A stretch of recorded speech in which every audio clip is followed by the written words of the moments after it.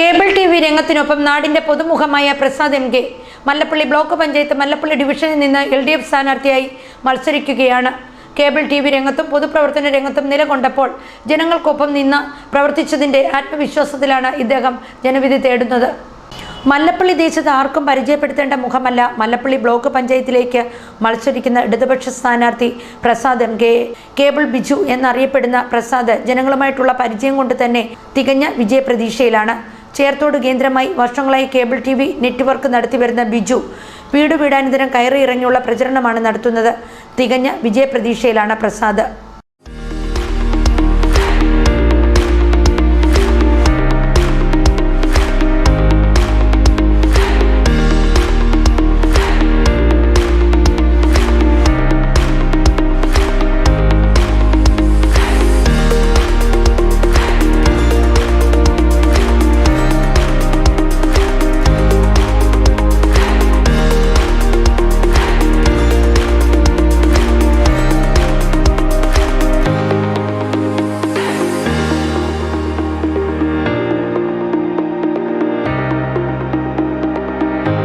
ശതമാനവും വിജയപ്രതീക്ഷയിലാണ്.